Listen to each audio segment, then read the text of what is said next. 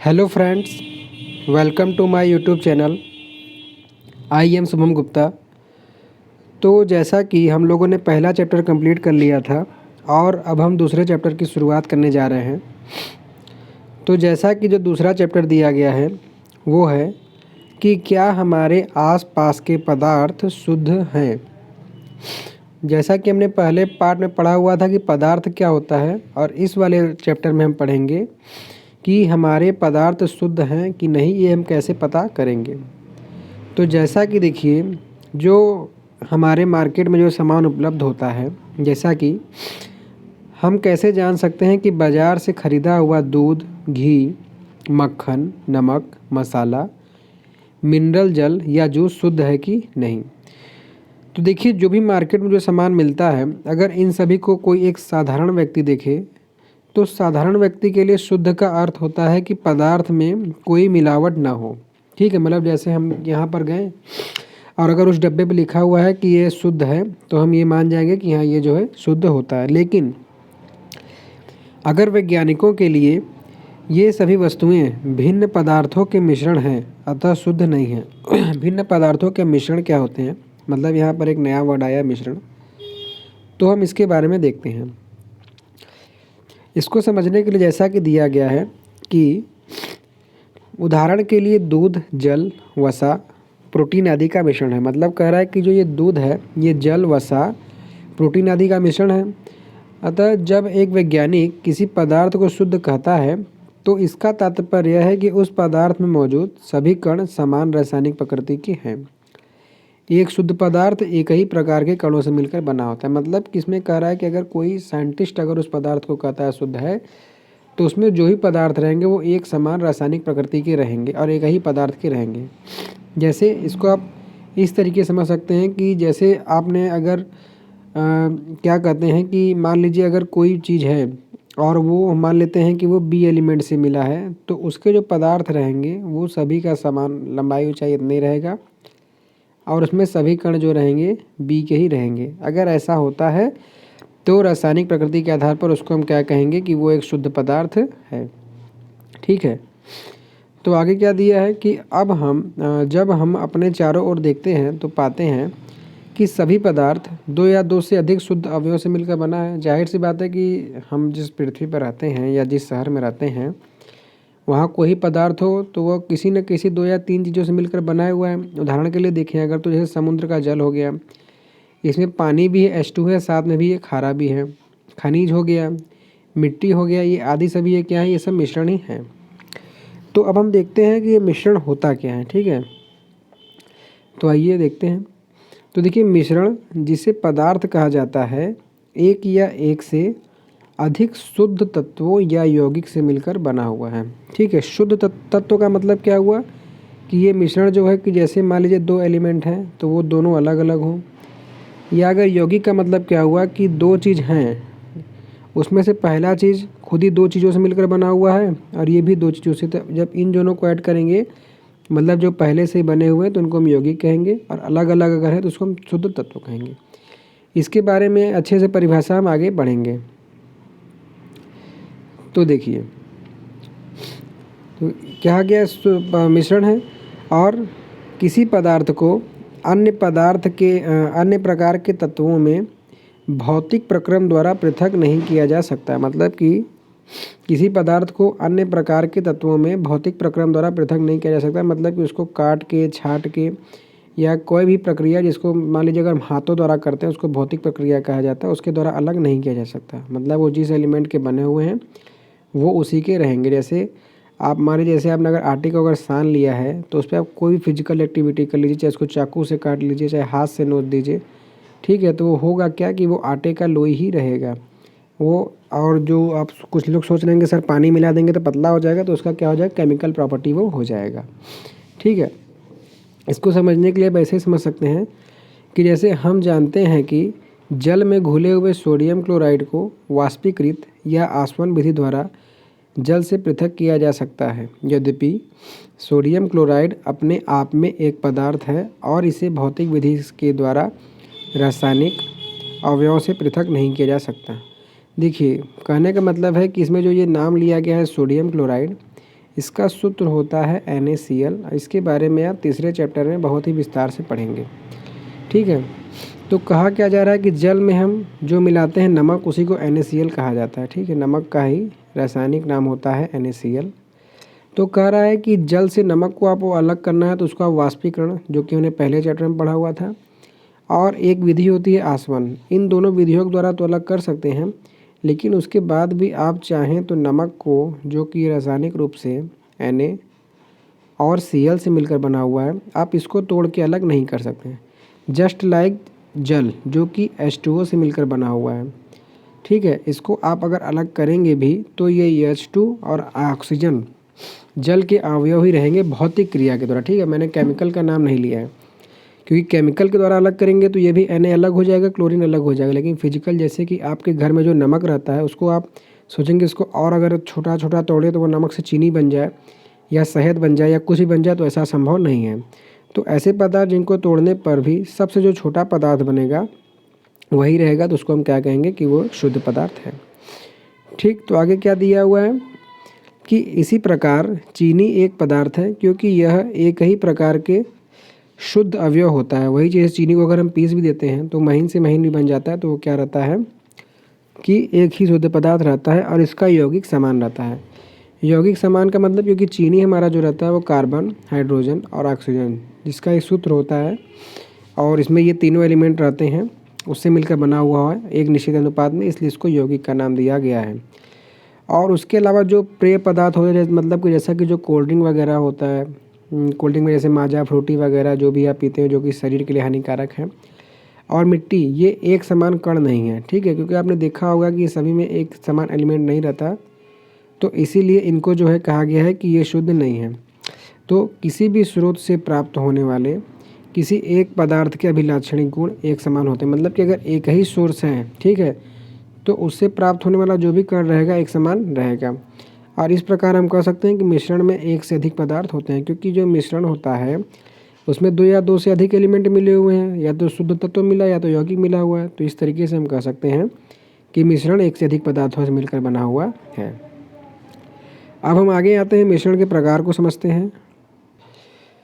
तो देखिए, अवयव का मतलब क्या हुआ कि जो तत्व होता है उसकी प्रकृति के अनुसार, उसकी प्रकृति मतलब कि वो किस प्रकार का पदार्थ है, ठोस है, द्रव है, या जो भी है, कि उसके अनुसार जो मिश्रणों का, विभिन्न प्रकार के मिश्रणों का निर्माण होता है।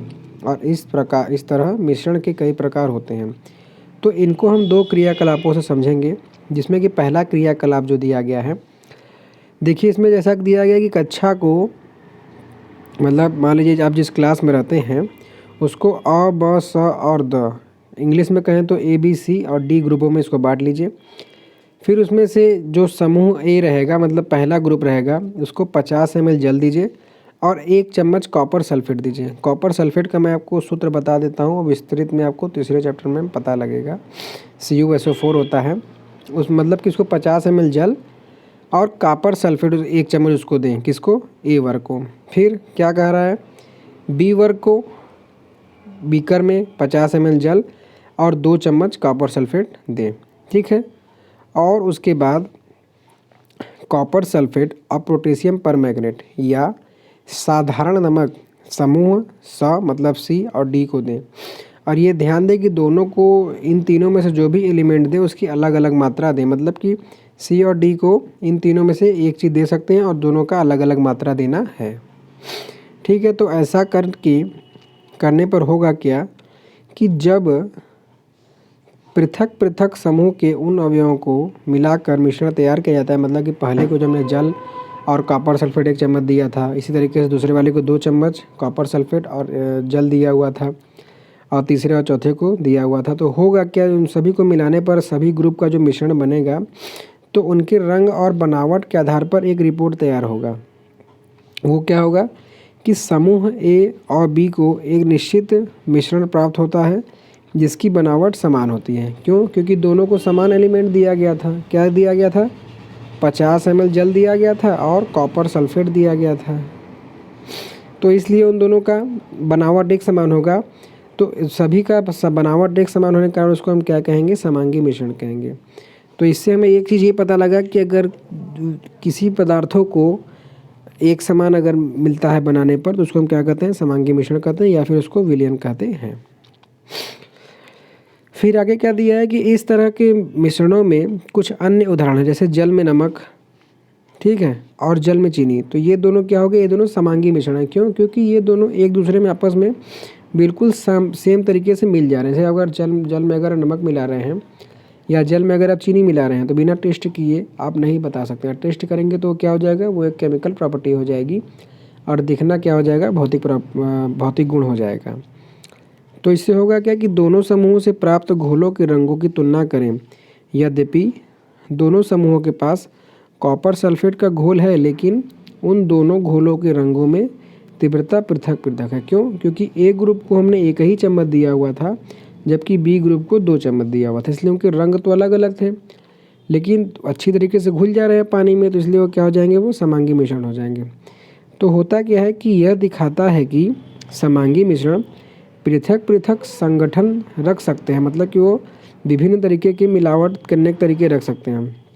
और वहीं अगर हम समूह स मतलब सी और डी की बात करें तो जो मिश्रण उनसे प्राप्त होता है उनके अंश भौतिक दृष्टि से पृथक है, ठीक है, मतलब उनको देखने पर उन दोनों के जो मिश्रण बन रहे हैं वो दोनों ही अलग हैं।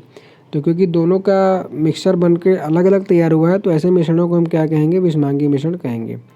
इसको उदाहरण समझें तो क्या हो जाएगा, जैसे सोडियम क्लोराइड मतलब कि नमक और लोहे का छीलन मिलाएं, या नमक और सल्फर एवं जल और तेल, ये सब क्या है, विषमांगी मिश्रण है। मतलब कि जैसा कि हमने समांगी मिश्रण में क्या देखा था कि अगर हम जल में पानी को मिला रहे हैं या जल में चीनी को मिला रहे हैं तो दोनों का संगठन एक समान था, लेकिन विषमांगी मिश्रण में क्या हो गया, जैसे हम जल में तेल को मिला रहे हैं और दूसरी तरफ नमक में अगर रेत को मिला रहे हैं तो दोनों का मिश्रण तो अलग अलग रहेगा ना, आप देख के बता सकते हैं। तो ऐसे मिश्रणों को हम क्या कहेंगे, विषमांगी मिश्रण कहते हैं। अब इसी चीज़ को और डिटेल में समझने के लिए हम इस दूसरे क्रियाकलाप को देखते हैं। इसमें क्या किया गया है कि पुनः जो है कक्षा को 4 समूहों अ, ब, स और द में बांट दिया गया है। फिर प्रत्येक समूह को नीचे दिए गए नमूने दिए गए हैं। क्या है, समूह अ को कॉपर सल्फेट का क्रिस्टल दिया गया है। क्रिस्टल का मतलब कि जैसे चीनी का दाना आपने देखा हुआ है उस तरीके से कॉपर सल्फेट दिया गया है। और समूह बी को 1 चम्मच कॉपर सल्फेट दिया गया, मतलब कि समूह बी को कॉपर सल्फेट का पाउडर के रूप में 1 चम्मच दिया गया है। और समूह स को मतलब सी को क्या दिया गया है, चौक का चूर्ण, मतलब जिसे बोर्ड पर लिखा जाता है उसका चूर्ण दिया गया है, या गेहूं का आटा दिया गया है। दोनों को जैसे देखने में समान ही लगते हैं लेकिन गुण अलग अलग होता है। फिर समूह डी को क्या दिया गया है, दूध या स्याही की कुछ बूंद दिए गए हैं। तो देखिए होता क्या है कि उसके बाद छात्रों को कांच की छड़ की सहायता से नमूने को जल में मिलाने को कहा, मतलब कि चारों को जो अलग अलग दिया गया था सबको कहा गया कि सभी ग्रुप इस कांच की छड़ भी दिया गया और इसी सभी को जल में मिलाएं। तो देखिए कि क्या कण जल में दिखाई देते हैं, ये पहला क्वेश्चन बनता है कि ऐसा मिलाने पर होता क्या है कि क्या जल इसमें दिखाई पड़ता है। अब टार्च से प्रकाश की किरण को बीकर पर डालें और इसको सामने से देखें। क्या प्रकाश की किरण का मार्ग दिखाई देता है, मतलब कह रहा है कि आपने जिस भी बर्तन या बीकर में मिश्रण को मिलाया है उसमें एक तरफ से तो आप टॉर्च दिखाइए, टॉर्च की रोशनी, और दूसरे तरफ से आप स्वयं देखिए कि क्या इधर से रोशनी दिखाई दे रहा है। फिर आप मिश्रण को कुछ समय तक शांत छोड़ दें, मतलब कि मिलाने के बाद उसको छोड़ दें, और इस बीच मिश्रण छानने वाला उपकरण को तैयार कर लें, मतलब कि उसको छाननी से छानना है, उसको आप ले लें। तो क्या मिश्रण स्थिर है, मतलब ऐसा करने पर क्या मिश्रण जो स्थिर हो रहा है ये हमें देखना है। और कुछ समय के बाद कण नीचे बैठना शुरू करते हैं। तो देखिए होता क्या है कि मिश्रण को छान लें तथा छानक पत्र पर कुछ शेष बचा है, मतलब कि छन्नी से उसको जब छान लेते हैं तो उसके बाद देखते हैं छन्नी में कुछ शेष बचता है। क्या बचेगा, जो चौक तो पानी में कुछ मिल जाएगा लेकिन चौक के जो कुछ टुकड़े रहेंगे वो हमें बाहर मिल जाएंगे। फिर कक्षा के परिणामों पर चर्चा कर इस क्रिया पर एक मत बनाया गया और इससे पाया क्या गया कि समूह अ और ब एक विलयन है। विलयन का मतलब क्या हुआ कि समांगी मिश्रण है। समांगी मिश्रण क्या हुआ, क्योंकि दोनों को सेम चीज़ दिया गया था, कॉपर सल्फेट का एक को क्रिस्टल दिया गया था और एक को उसका चूर्ण दिया गया था, लेकिन दोनों है तो एक ही चीज़ ना, बस केवल उसका रूप अंतर था। और वही अगर समूह स की बात करें तो उसमें निलंबन का अर्थ क्या हुआ कि जब उसको छाना गया तो छन्नी के ऊपर उसको क्या मिला, जो है चौक के टुकड़े मिले या आटा कुछ मिला जो कि गला हुआ नहीं था, तो उसको क्या कहते हैं, निलंबन कहते हैं। और समूह द की बात करें तो उसको क्या कहते हैं, कोलाइड कहते हैं। क्यों? क्योंकि आपने ध्यान दिया होगा कि समूह द को जब आप देखेंगे पानी में स्याही को जब डालेंगे तो उसमें टार्च बांधने पर देखने पर आपको स्याही साफ साफ दिखाई पड़ेगा। तो इसलिए इस अवस्था को क्या कहा जाता है, कोलाइडी विलयन कहा जाता है। इन तीनों स्टेज के बारे में, निलंबन क्या होता है, कोलाइडी विलयन क्या होता है, विलयन क्या होता है, इसके बारे में हम आगे अच्छे विस्तार से पढ़ेंगे। ठीक है, तो जैसा कि आप देख भी सकते हैं लिखा भी है कि इसके बारे में आगे पढ़ेंगे। तो अब इसके साथ साथ इसका हम क्वेश्चन में देख लेते हैं कि जैसा कि पहला क्वेश्चन दिया गया है कि पदार्थ से आप क्या समझते हैं। तो देखिए पदार्थ से आप क्या समझते हैं, हमने पदार्थ वाले टॉपिक में देखा भी था कि एक पदार्थ के अभिलाक्षणिक गुण क्या होते हैं, एक समान होते हैं। मतलब जो पदार्थ क्या होता है उसका सभी गुण एक समान होते हैं। तो इस पदार्थ से हम ये समझते हैं, उसमें आप आंसर की जगह एक लाइन में लिख सकते हैं। ठीक है, और दूसरा क्वेश्चन जो कि दिया गया है कि